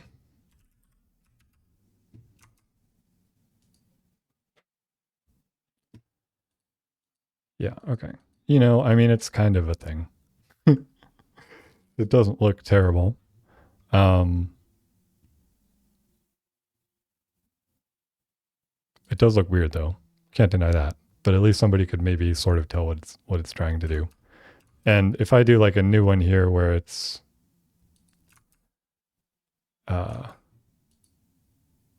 let's just make a new one. Yeah. So, I mean, the one other thing is like if this number was right aligned, but is that even possible in an input? I'm not sure. Text align right.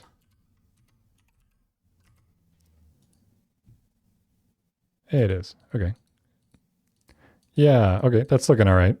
And then I should have, yeah, it's probably all right for now. Can always do more improvements later, but I don't want to spend too long trying to make this perfect here. Also, let's look at that, your question there about doing MDN or doing input time. Because, I mean, theoretically, I don't know if it's possible. The problem with time is that it's not always like analogous to a duration.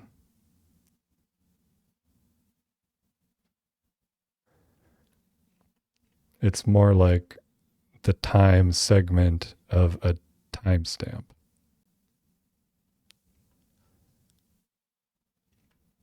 So I'm not sure if this is actually going to do what we want it to do.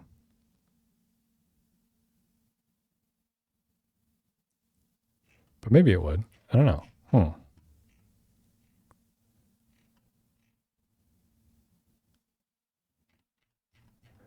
Like, can I put something in here where it's like, if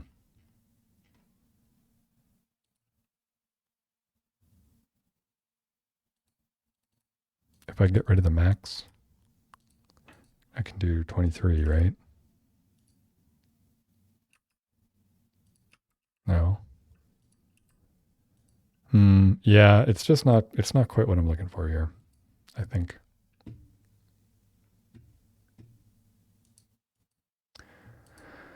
Okay. What else are we going to do?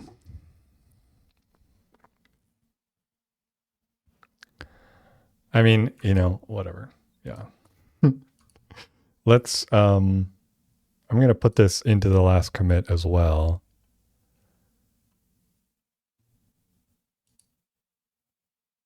Commit staged amend. Yeah, sure. Okay. I mean, that is a lot of improvement in how that works compared to how it worked before, at least. I do kind of wish, you know, we should have at least something that says,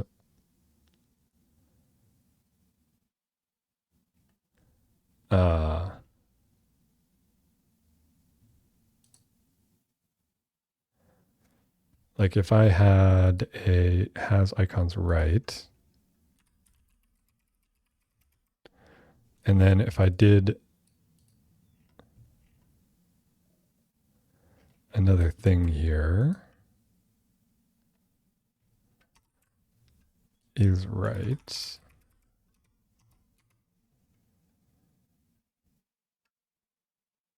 Seconds. Let's just see what this looks like. Give it a shot.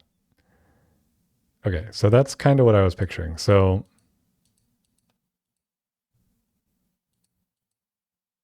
I mean, you can see one problem. As soon as you put in 3 digits of hours or of minutes, I mean, you're going to not quite be able to fit it.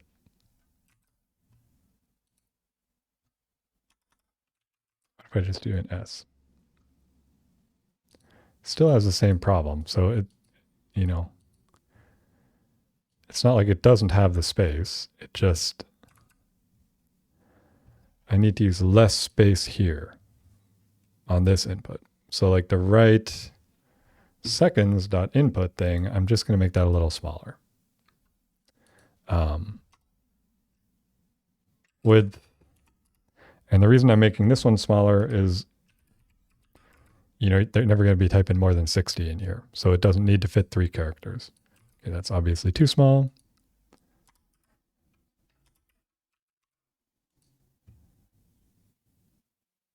It's obviously too big.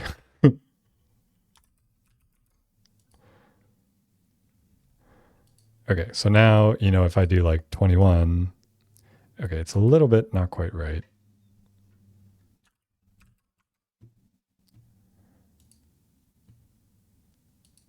Okay, yeah. So now like 21, if I did like 60, you know, it all fits. 88,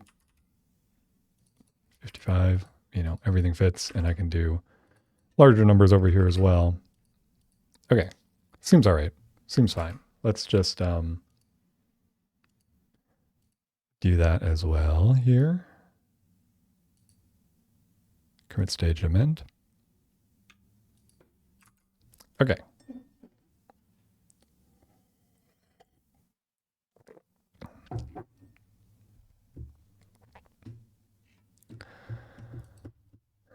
Yeah, and you know, I almost wish there was even less padding or something than there actually is here too. Like, didn't I set this padding to 0?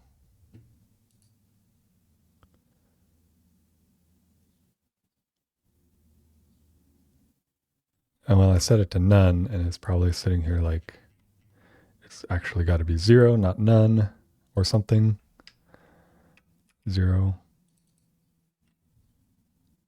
0. Okay, so that is more like what we want to see, but now we need more than 0 padding, right? If we do, what is about 0.25?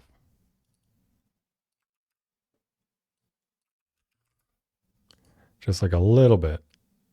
Yeah. Yeah, that's not bad.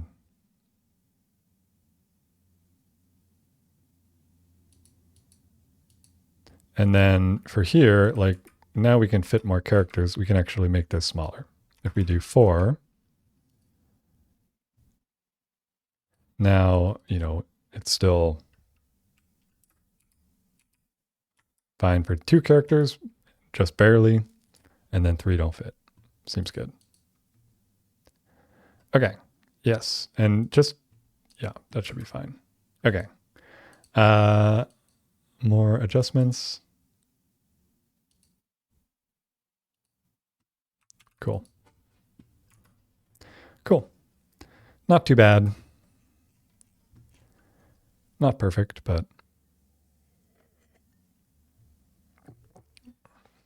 okay. Let's go into our notes. I think we can check this off now. At this point, let's make sure we did everything here. So we improved the UI of the input.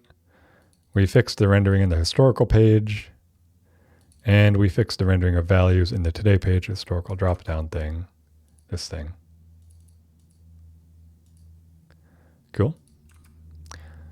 So we can just get rid of that, check that off.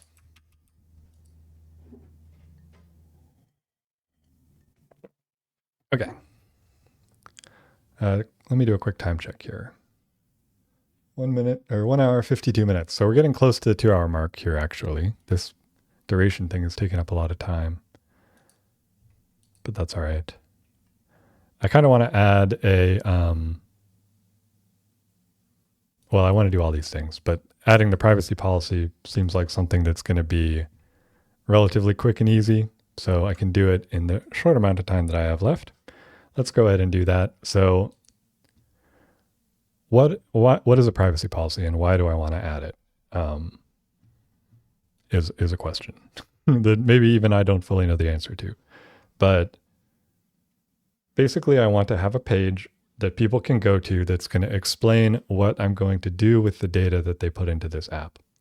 I don't necessarily have like a legal reason to need that. I don't understand the legal stuff, if I'm being perfectly honest. And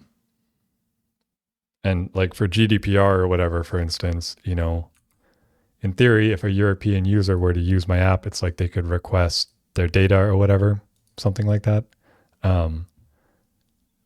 But I actually have the ability for the user to just do that right in the app. You can export your data directly and get a JSON file with all of your stuff. You can also delete your account, which deletes everything. So, in theory, the user has some control over seeing and managing their data. But I also want to add a privacy policy where it's just saying like, your data will never be shared, sort of thing. So to do that, anyway, I'm going to make a new controller method here. One of the options, so we have this manual.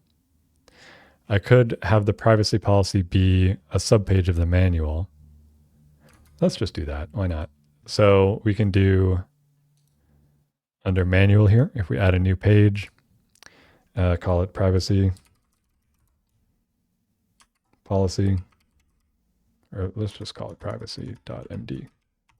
Okay, test. So now if I go /privacy,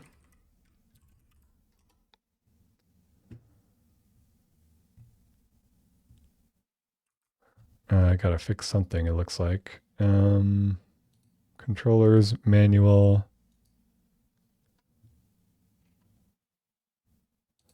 All manual pages. Where's that coming from?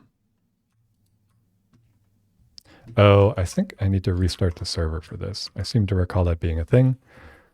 Okay, yeah. So now we have our privacy policy page. I'm going to put a link to this in the footer. So views, layout, footer.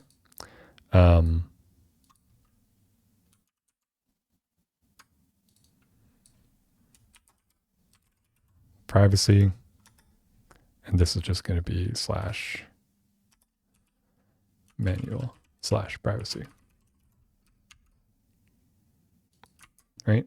And so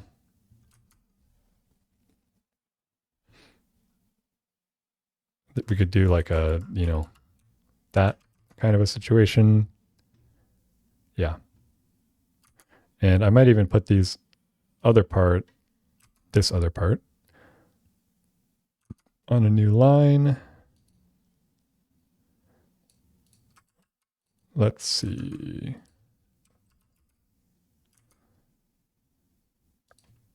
Yeah, let's do a new line here.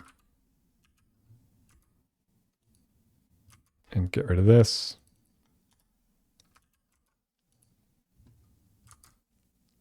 Privacy policy.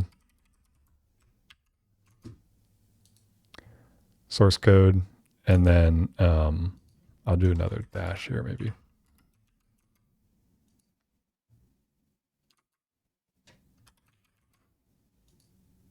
Yeah, sure.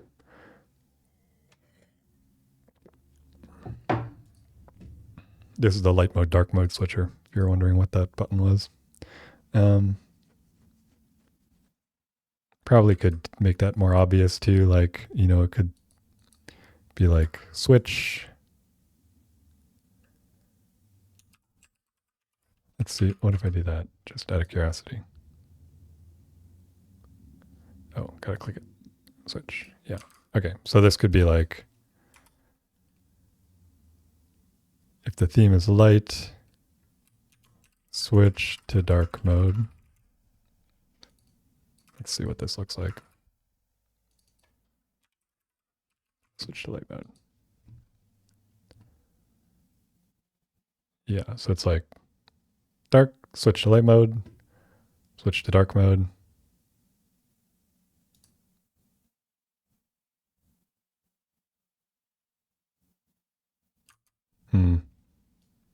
Let's just leave it with the icon for now. Yeah, sure.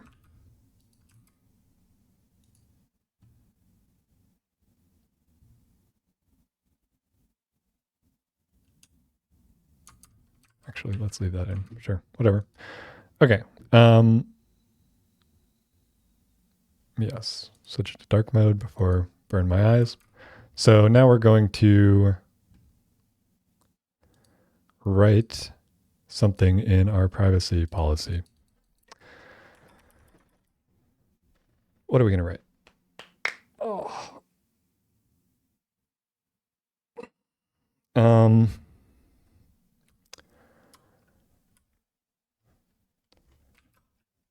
Set respects users' privacy. Your data will never be shared with a third party. Well, let's say with advertisers,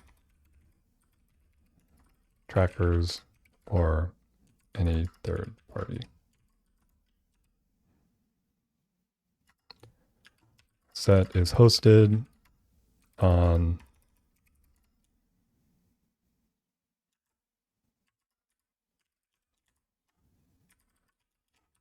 fly.io.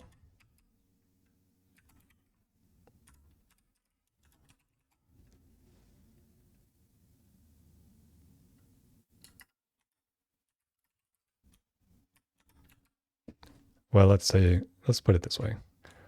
Only the hosting provider, fly.io, and myself have access to your user data. And even, I mean, I don't know really. That's part of what I don't understand with privacy policies is I'm kind of like, well, I'm not sharing the data, but like my hosting provider has access to it, right?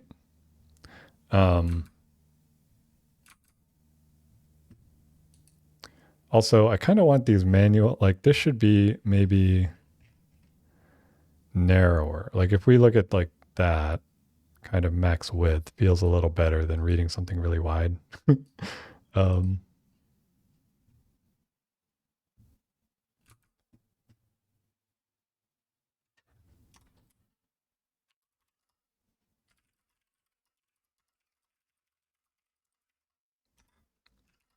The settings page.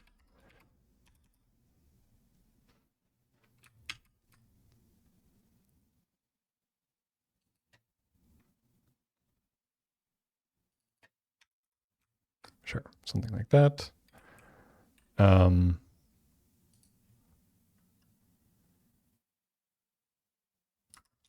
it will also never be monetized or fed into an LLM.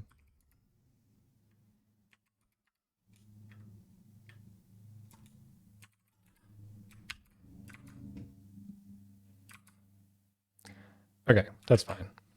I don't really know what should go in a privacy policy to begin with, but just having a placeholder there with a basic explanation is a good start. And then I could have something where it's like, go back to home,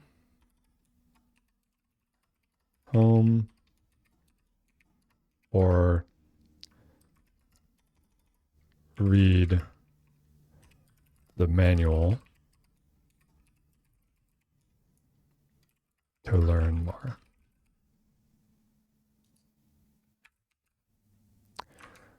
So if we say something like that, they should be able to click go back to home, takes them back here, or read the manual, takes them here. Even if they're signed out, those links should work. Yes, okay, fine. And then the other thing is I wanted to adjust the spacing for the manual pages. So that would be views, manual. Here we would have like a max width. Does Bulma have width things? I can never remember this. I feel like it doesn't, though.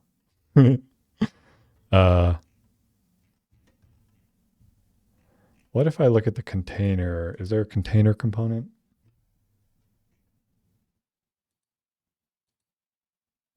Yeah. So I kind of want like a container.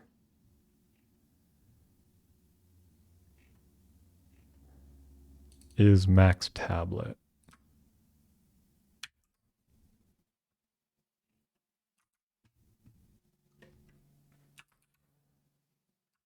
Dot container dot is max tablet. Let's see what that looks like.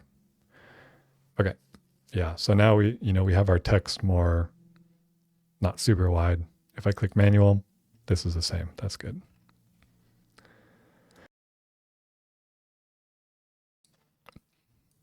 Cool. So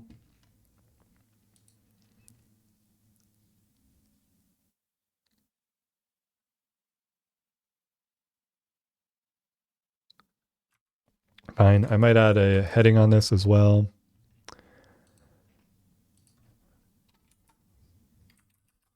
Privacy policy.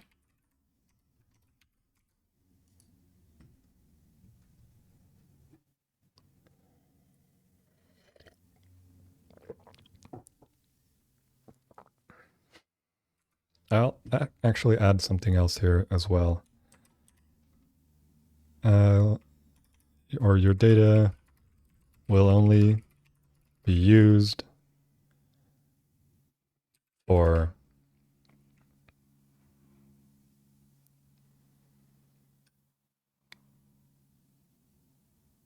essential for running that. Sure. I don't know if that makes sense as a statement, but kind of what I'm trying to say here is like, even if you, like, I'm not going to use your data for anything weird either. I'm not going to sell it. I'm also not going to like use the data from this app to like build another app or something. Like it's all just sitting here. I'm probably never even going to look at it. No guarantees about that though.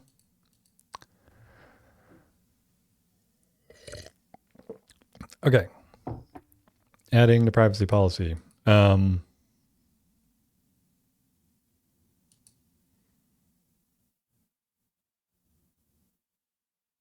Sure. Add privacy policy. And let's add a qualifier here. Simple privacy policy, very simple. But it's there. It's now a thing. Okay, so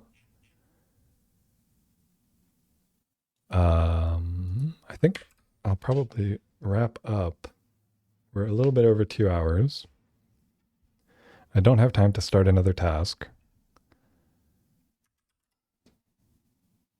So let's see. Everything's committed. Going to do a push.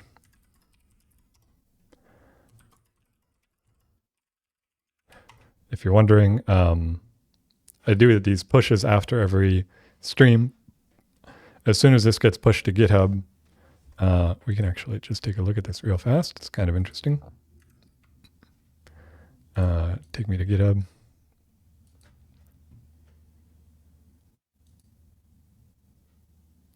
So, just by pushing that to GitHub, we're running this GitHub Actions command that's actually going to build and deploy the app to its live URL, which is here. So you can see here, by the way, taking a moment to spin. Like I said, it's got to create a new container. And then here's the app. So this is going to deploy those changes to this deployed version of the app automatically.